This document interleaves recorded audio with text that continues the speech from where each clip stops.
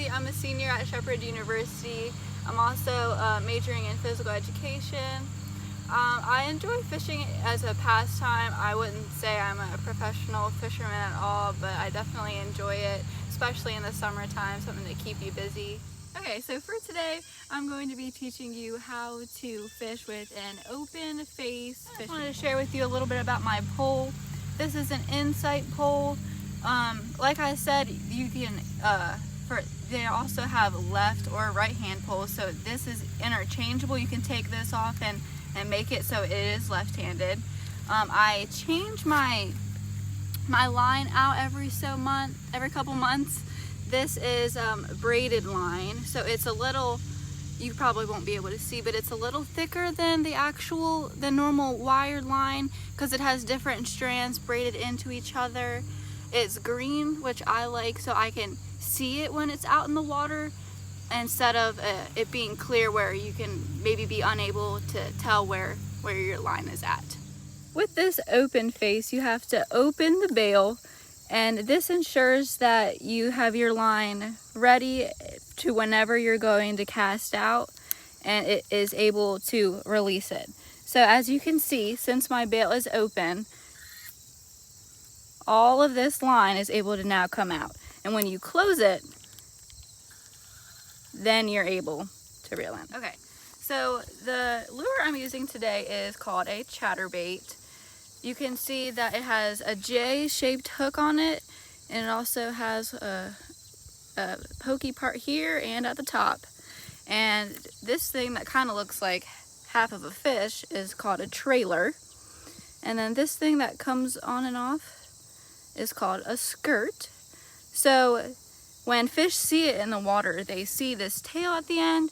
They also see this little bit of a skirt, which maybe could look like fins or other different foliage down there. And then this metal piece swivels in the water just like this whenever you reel in, and it attracts the fish with light, and it also makes a little bit of a noise so the fish can hear it. When fishing, one of the optional casts to use is called the overhead cast. So again, when you're going to cast, you want to make sure you have your pointer finger up on this line. You can even hold it right up here, and then you're able to open your bail and just go from there. So for the overhead cast, I have my finger on my line and my bail is open, and I'm going to go right over my dominant shoulder and right out. So when you are casting out, the more weight you have on your lure, the farther it's going to go.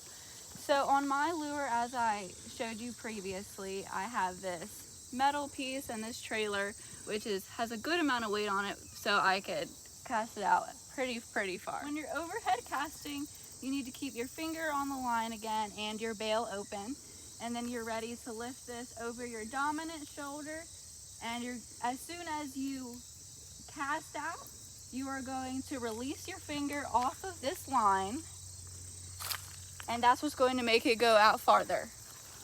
So over my right shoulder, I'm going to cast out and release my pointer finger. And as soon as I hit the water, I'm going to just close my bail.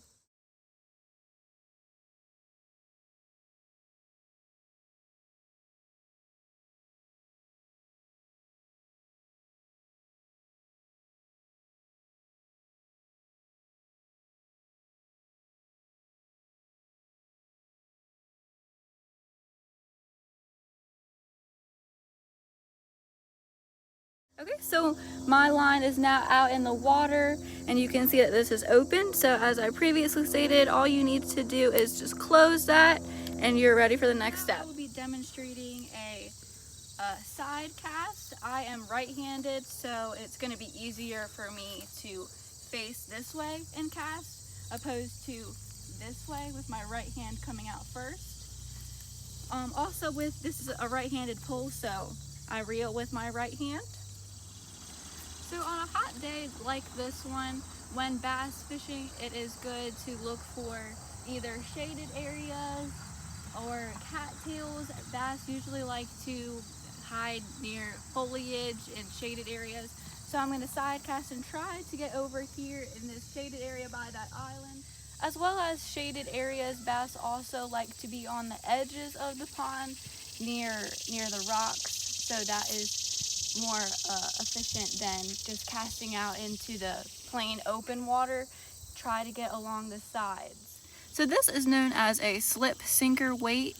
If you have noticed that like you're using only a trailer or a worm and you can't cast out as far as you thought you might be able to, you could also put one of these on your line, and this would ensure that you could cast out farther since you have that extra weight on there. For this one that I'm using today, this is a weight, and this also has some weight to it as well as the trailer, but this black thing is what makes me able to cast out farther. Okay, this is a yum worm. It is the most popular one in bass fishing. It comes in all different shapes and sizes. This one you can see is gray and has little silver specks in it. This one also has a scent to it. You can see that it's coming off on my hands a little bit, how they look a little greasy. This attracts the fish to it, and when using a lightweight lure like this one, it would definitely be smart in using one of those weights I previously showed you, just to ensure that you can get those casts out as far as you need to. As I've stated, you usually want to try and get around the edges of the pond and not just right directly in the middle, because fish usually like to be in shaded areas or on the outsides. But for this one would especially be good in a pond maybe filled with lily pads or other foliage, because these hooks are at the top, so you can essentially cast this frog out wherever you want to. It doesn't matter if it lands on top of lily pads or grass, because it will not get caught onto it, and it will slide right over top, and you'll be able to catch fish, and they'll be able to hop it in between lily pads without you getting stuck on anything. So this is a treble hook. It's mainly used for top water. This is one that could get caught in things very easily. As you can see, there's 3 hooks of 3. So anything that you put this bait on top of, you're gonna catch. So in spawning season especially, there's gonna be a lot of different algae on the water.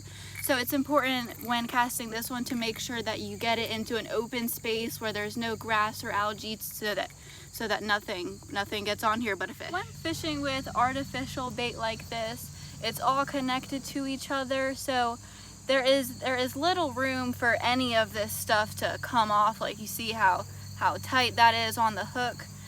That is different from using live bait. So with a night crawler, I would essentially use this same type of hook, but without these, and I would have to delicately put my worm on here so that it is positioned in a way where it won't fall off when I cast out. And also when you're doing the act of casting out, and if you do have a live worm on it, you want to make sure that you're not casting too hard and throwing your worm off. You want to make sure it's pretty short and close to you, and that you're getting a good position and not throwing it off with your cast. So fishing at a pond like this where you're not directly on the water is pretty essential. You can see every little crevice in it, all of the dark spots where bass might be, shaded spots. You can even get around some of this different foliage because you are at a higher up level. The most important cues to remember are to keep your line up, bail open, over dominant shoulder, release, and close bail.